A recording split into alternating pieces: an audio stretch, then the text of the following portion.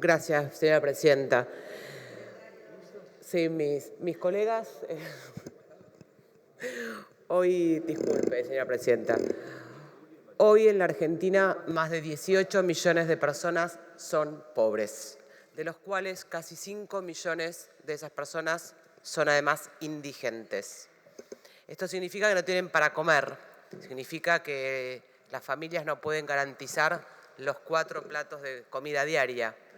Significa también que el 57% de los niños y niñas menores de 17 años en la Argentina son pobres. Cuando uno mira los informes del INDEC también dice que aumentó en estas familias el ingreso. Y curiosamente, a pesar de que aumentó el ingreso, subió más de 1 punto la cantidad de personas en indigencia. Porque claro, eso se llama inflación. Por más que la querramos contar ahora por semana, sabemos que el orden de los factores no altera el producto, sigue siendo inflación, sigue siendo pobreza. Y en este escenario enormemente angustiante que nos enteramos los argentinos ayer, que le pusimos número, no que nos enteramos, vemos que el principal problema, el tema que les desvela al oficialismo, al kirchnerismo, es avanzar con la agenda judicial de la vicepresidenta, como lo han hecho estos casi 4 años.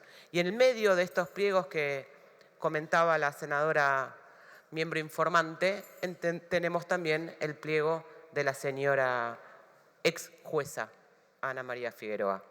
Es evidente que a pocos meses de las elecciones, a pocos meses de terminar este gobierno, saben muy bien que les queda muy poco tiempo y entonces antes de aterrarse, no solo están dejando una bomba económica que le va a explotar al próximo gobierno, en realidad nos va a explotar en la cara a todos los argentinos, sino que también están haciendo los últimos ajustes en su agenda de impunidad. Claramente esto no es nuevo, lo vimos durante los 4 años.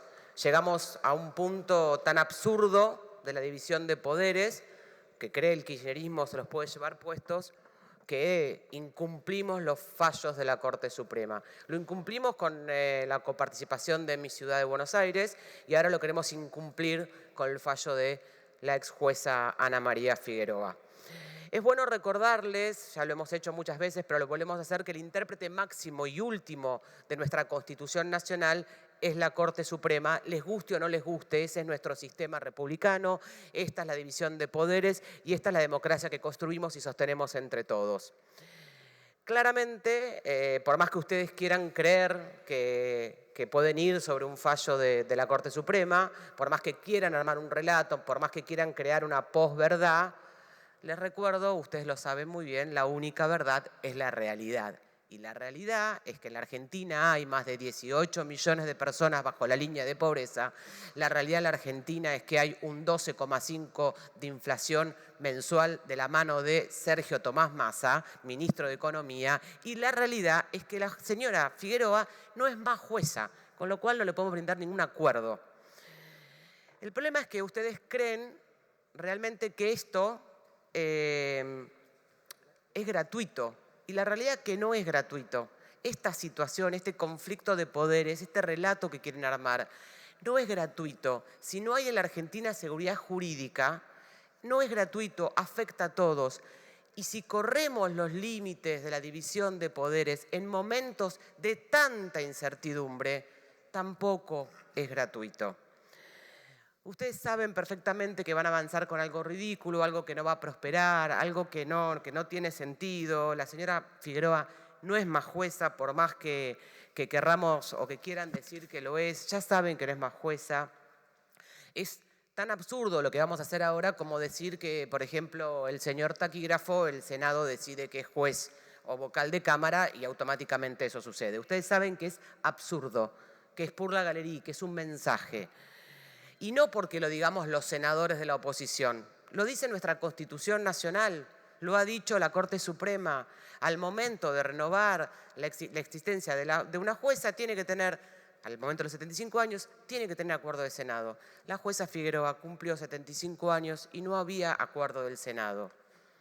Probablemente, como dijo la senadora miembro informante, en otras situaciones hubo complejidades similares. En este caso se expidió con total claridad y para que no haya de acá en más, en ningún otro momento, una doble interpretación, puso claridad la Corte Suprema con su fallo.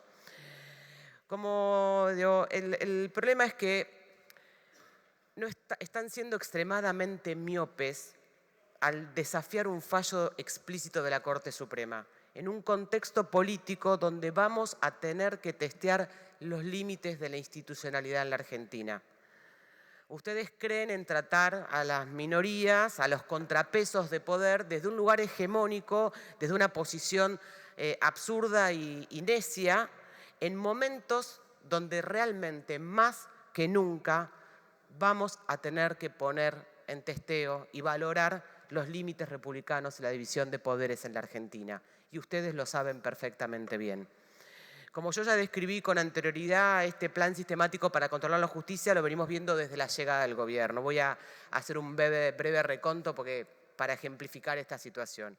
En julio del 2020, mientras que el presidente convocaba a una cantidad de expertos, juristas en la famosa Comisión Veraldi, que no sabemos qué dijo, no sabemos qué hizo, no sabemos cuánto lo leímos, casi así como está el presidente ahora, ¿no? Que no sabemos qué dice, qué hace, dónde está.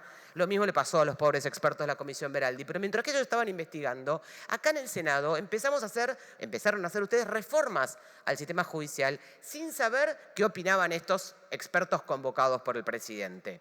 Es más, de hecho, fusionaron fueros, nombraron una cantidad de juzgados en todo el país para cubrirlos rápidamente con jueces subrogantes y no tener que pasar por el proceso que se explicaba antes sobre acuerdos en el Senado. Siguieron con los intentos de reformas que se aprobaban en Senado, pero caían en diputados. Así tuvimos 3 años enteros.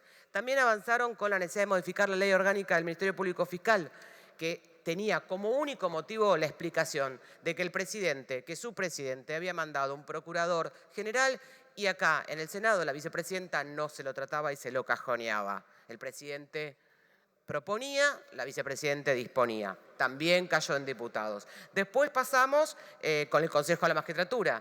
Como no podíamos tenernos con una banca y sacársela a la oposición, hicimos una ley distinta, la modificamos, la cambiamos para tener un nuevo consejero para poder decidir también ahí. Nada, tampoco avanzó.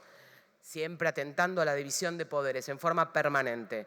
Continuando con este plan y esta obsesión que no tuvieron con todos los otros problemas que tiene la Argentina, a modo de venganza, por los fallos, o modo de mensaje político nuevamente, decidieron reformar la Corte Suprema. No pueden cubrir la vacante faltante en la Corte Suprema, pero avanzamos con una reforma. Eso sí, eran 25 miembros. Todos justificados ideológicamente, con discursos impresionantes. Durante el transcurso de la jornada pasaron a ser 15. No importaba si eran 25, si eran 15, si eran 32 o eran 9. Lo que importaba era mandar un mensaje político, a lo que dé. Pero se saben rasgar las vestiduras en forma maravillosa con los discursos que dan. Llenos de ideología, que en el momento de votar vemos que la ideología por 25 desapareció y la ideología era 15. Mensaje político. Actualmente en la Cámara de Diputados vemos todas las semanas cómo siguen avanzando con el circo y el show que montaron alrededor del juicio político a la Corte Suprema, mientras casi de nuevo 18 millones de argentinos viven bajo la línea de pobreza, que la inflación interanual es del 124%, mientras que la inseguridad crece en todo el país. Mientras todo eso pasa, la gran preocupación de este Senado es hacer un mensaje político que no va a tener ninguna efectividad para decir que alguien que sabemos que no es jueza, que sabemos que no va a ser jueza, en el relato de la posverdad del kirchnerismo es jueza. Para eso sí tienen mucha fuerza y mucha convicción y no para resolver los problemas de los argentinos.